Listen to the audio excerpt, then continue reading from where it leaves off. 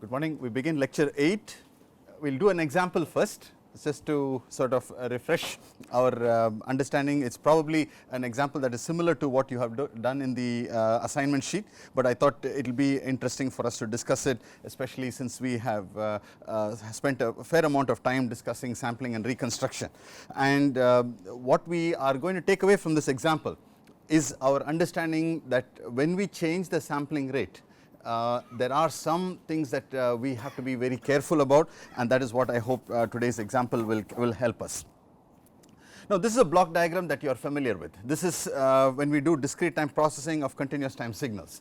One very key element that is in this figure, which enables us to get the linear time invariant system for the continuous time system, is that you have the following. You have Ts and you have Ts.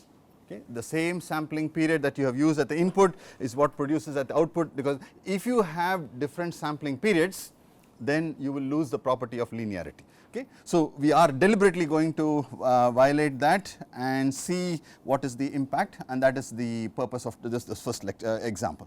So, very quickly I am going to use a sampling period T1 and a sampling period T2. Again, they can be equal, they may not be equal. So, this is the and we will assume the following, that in the C to D converter there is an ideal anti-aliasing filter. So, that means it will not allow aliasing provided I have satisfied Nyquist criterion. And in this block, the D to C block, I have an ideal reconstruction filter. Those are assumptions that we will make, and we will see why those were important and what sort of insight that it gives. So, I do not want to bring in any effects of filtering, practical filtering. Assume that ideal reconstruction filter. The both ends we have ideal filters that are present, that means they are brick wall filters. Okay. So, here is the problem statement. I have a signal which is band limited. It is band limited to 2 pi times 5000 hertz, okay, 10,000 pi radians per second. So, this is minus 2 pi times 5000. It is a band limited signal. So, and the discrete time system is a low pass filter with minus pi by 2 to pi by 2 cutoff. Okay. And basically this is xc of j omega magnitude response, h magnitude h e of j omega. This is the magnitude response of the discrete time filter. Okay. So, keep this picture in mind. I have to shift over to the next screen and continue the example. So, the task is to sketch y r of j omega magnitude under the different cases that we will have to work with. The first one is probably a very straightforward one, where we say that T1 equal to T2 equal to 1 by 10,000. Okay. I have up to 5000 hertz. I am doing a 10 kilohertz sampling, a reconstruction at 10 kilohertz. So, therefore, there is a ideal anti-aliasing filter. So, no aliasing, and then the reconstruction filter does the perfect job for me. So, just draw the sketch of the output spectrum. Let me draw the output spectrum and just make sure that you are comfortable with that. If there is a doubt, we will answer it, otherwise we will move on from there. So, the output spectrum, because it passed through a low pass filter, will have the following shape. It will basically, some portion of its spectrum would have been removed by the low pass filter, okay, and the cutoff frequencies would be, it would have been pi by 2 in the discrete time domain. So, pi by 2 in the discrete time domain, and the continuous time frequency would be this divided by Ts, 1 by T2, and this would be 2 pi times 2500. So, some portion of the spectrum got removed. This in the continuous time, this is 2 pi times 2500, this is omega axis, this is yr of j omega. Okay. And any scaling of the spectrum? Any scaling of the spectrum? I would have gotten a 1 over T1 when I did the sampling, I got a T2 when I got the reconstruction, T1 equal to T2. So, therefore, this is equal to 1. Okay. No scaling of the spectrum. Okay. The first interesting case comes now when I have T1 equal to 1 by 20,000 and T2 equal to 1 by 10,000. It is a multi-rate system. Basically, I have deliberately introduced a sampling rate change. Just want to get a feel for what is happening in terms of the continuous time signal. Again, this is more of an example just to explore and develop the insights. Okay. So, first step is what is the discrete time spectrum. Discrete time spectrum says I have signal up to 5000 hertz, I have sampled it at 20,000 hertz. Basically, the spectral content is from minus 5000 to 5000. I have sampled it at 20,000 kilohertz. So, 20,000 kilohertz approximately is 2 pi.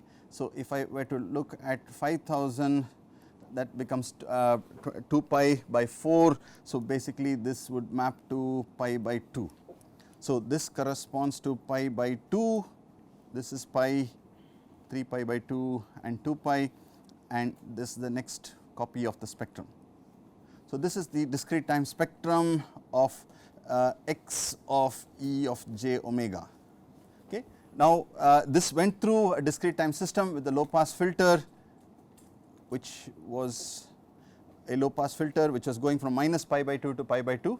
Notice that it did not do anything to the spectrum. Basically, the spectrum went through and then it is passed on to the reconstruction filter. The reconstruction filter, as before, does the reconstruction process, removing the spectrum. So, this time around the entire signal seems to have appeared on the output.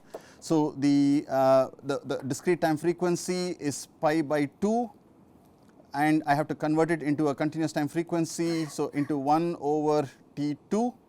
So, when I do this, this becomes 2 pi, T2 is 10,000. So, it becomes 2 pi times 2500. Okay. So, this becomes 2 pi times 2500. Now, what happened? I gave a signal which was up to 5000 hertz. It got digitized, sampled, it went through a low pass filter and then came out, and I reconstructed it, and looks like everything was there as before, except that there has been a scaling or a warping of my frequency axis. Okay. Now, this is a very important element. If we do not have the same sampling rate at both ends, there will be some kind of a warping of the spectrum. Either you can have a stretching or you can have a compression, and in this case it turns out to be that the frequencies looks like it got compressed, and this is typically what happens if you sample at one rate and play back at another rate. There will be some warping of the spectrum. Now, is there any scaling? So, there is a 1 over T1 scaling at the sampling point, and then there is a T2 by T1 part, and T2 is 2 times the because T2 is 1 by 10,000. So, this would be equal to a factor of 2. So, I got a scale factor of 2 and then a spectrum, but and the axis on the spectrum is not what I sent in at the input, but this is a result of the warping that has happened. Okay, just one more variant of this, and we will conclude this. The part C, this one, the input sampling rate is Nyquist 10,000, output sampling period is 1 by 20,000. So, the reverse scenario. And of course, if I sample it at Nyquist rate, the low pass filter will remove some portion of the spectrum. So, the output spectrum is going to look as follows. It is going to have this shape, okay, and in the discrete time this cutoff point was pi by 2, the continuous time frequency was omega into 1 over T2. So, this will come out to be 2 pi times 5000. Okay. So, this spectrum, I do not need to do a dashed line, I will just use a solid line, is 2 pi times 5000, this is minus 2 pi times 5000. Okay. So, again another sort of interesting outcome from this example is that the filtering did happen. The low pass filter actually removed some portion of the spectrum. I pass it to the reconstruction, but because my reconstruction assumes a different sampling rate, my frequency axis is now actually distorted, and the interpretation comes out saying that, hey, you have frequencies all the way from minus 5000 hertz to plus 5000 hertz, which is not correct, because I have not it is, the interpretation is correct, however that was not the intent, because when I passed the signal through, I wanted to remove some portion of the spectrum. So again, keep in mind that the sampling rate plays an important role. It is something that always, by the way, this will have a scale factor of 1/2. So, and this would be mod y reconstructed of j omega. Okay. And it is some very interesting things, and these can actually be leveraged into our advantage whenever there is a requirement, and so the flexibility of the sampling period is something that we want to keep in mind always. So now I will spend a minute or so on the review of yesterday's lecture. So the primary contribution of yesterday's lecture was the upsampler or the sampling rate expander, and the notation that we have is a box with a up arrow, upward pointing arrow, and an integer L, basically, which means that I am doing an increase by an integer sampling factor L, and the if this is x of n, this is x e of n expanded version. We wrote down the time domain relationship. X e of n is x of n by L if n equal to a multiple of L, 0 otherwise. Okay, that is the time domain relationship, and we also derived that x e of z is x of z power L. We said that this basically introduces L minus 1 copies of the spectrum, L minus 1 copies of the input spectrum. There is also a scaling of the frequency axis, because x e of j omega, the period for this one is 2 pi, and for x e power j omega L, the period is 2 pi divided by L. So basically in the range 0 to 2 pi you will have L copies of the spectrum, 1 original copy and L minus 1 additional copies. Okay. So this is the general case that the new periodicity, and from this we can derive. Now the interesting observations about this are twofold. The first one is whether the system satisfies linearity and time invariance. So the question is, I have the upsampler block, upsampling by a factor of L, and this is x of n, this is x e of n. Now the question is whether it satisfies linearity. If I scale the input, output will get scaled, so there is no issue about that. If I add 2 signals, the output will be the sum of those 2 signals with the appropriate zeros inserted. So linearity is very straightforward for us to verify. Okay. Now the time invariance property, probably easy to see, but also need to be careful to show it in a more systematic fashion. So if I have an sequence 3, 1, 2 with this being my origin, and I pass it through an upsampler by a factor of 3. Okay, if I pass it through an upsampler, so the new sequence becomes 3, 0, 0, 1, 0, 0, 2, dot dot dot. My origin remains the same, does not change, but I have inserted the zeros. So this is x e of n. Am I right? I have inserted 2 zeros between every set of samples that I have at the input. Now if I want to delay my input by 1 unit of time, I apply this, then the sequence that I get at the other side will be 3, 0, 0, 0, 1, 0, 0, 2 dot dot dot, with this being my origin, right, if I shifted my input by 1 unit of time. Okay. Now, clearly that is not the same as shifting the output by 1 unit of time, because if I shifted the output by 1 unit of time, it would point to that direction. So, shifting the input does not produce the same shift on the output side. Again, it is something that is probably obvious that you can, but be careful. I mean, also just be comfortable to be able to show that yes, linearity holds, the shift invariance does not hold, and these are all. So, basically this is a time varying system. So, time variant system, probably the first entry point for you to start looking at time variant systems, because up to now more or less the entire DSP was based on time invariance, and of course we use that part a lot. LTI is very important for us, but the fact that the time invariance has now, time variance has now come in, plays an important role. Okay. So, the second aspect that I want to highlight with the in terms of the upsampler is the following.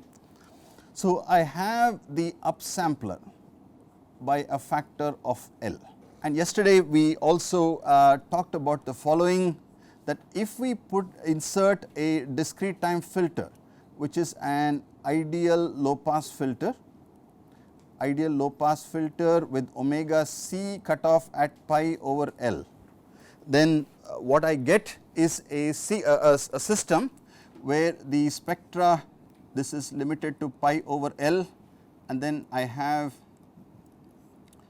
the repetition of the spectrum at 2 pi. Okay. So, basically the copies of the spectrum, assuming the input had, if the input was of this form, minus pi to pi, after the upsampling by a factor of L, followed by the filter. Okay. So, the important element in this one is, if we called this as xe of n, basically you have inserted the 0 valued samples. I would like to call this as xi of n. Xi of n, I stands for interpolated, because there are no more 0 valued samples, all of the samples are non-zero, interpolated signal. Okay. So, if x of n, your input signal, corresponded to a continuous time signal xc of t sampled at Ts, then xi of n corresponds to xc of t sampled at Ts by L. Basically, you are sampling it at a faster rate, but that is only with the low pass filter that is present. Okay. So, the combination of these two has got a name. This is what we call as a digital interpolator. Notice that I did not go to the continuous time domain at all, but I still talk about something called interpolation and the sampling rate being changed and other things. Where is the underlying framework? The underlying framework basically lies in the box that is on the right hand side, which says that if I view my input signal as a continuous time signal band limited, which was sampled at Ts, the output of this combination of the upsampling block and the low pass filtering looks like the same continuous time signal sampled at Ts by L. So, again what I would like you to do is, as an example, just try out the following. Make sure that you are getting all of the axes, the points on the spectra correctly. So, I have an input signal x of n, which has the following spectrum: minus pi to pi. Okay. So, which means that you have to actually draw the periodicity property also shows. Okay. So, this point would be 2 pi, this point would be 2 pi, then I would have 3 pi and so on. So, basically if I take x of n, pass it through an upsampler by a factor of 4, and then pass it through a low pass filter with cutoff pi by 4, minus pi by 4 to pi by 4. Okay.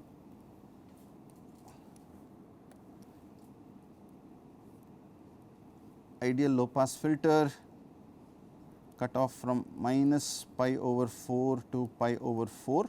This will produce an output which is xi of n, and the spectrum should be limited to pi by 4. Okay. So, basically whatever was the input spectrum, it got compressed by a factor of 4, or in other words, with respect to the sampling frequency, this is pi by 2, 3 pi by 2 pi, and here comes the copy of the spectrum. Okay. So, in other words, you have effectively created a scenario where it looks like a sampling rate, as if you sampled the original signal at a 4 times the sampling rate, 4 times the Nyquist rate, which will produce for you the following spectrum. Okay. Please go through, make sure that you are comfortable with this representation. If I went to the continuous time, then I would have to worry about the gain. But if my low pass filter that was if it had a gain of 1, that means it did not change anything, right. So, basically I inserted samples, which means I replicated the spectrum, then I pass it through a low pass filter.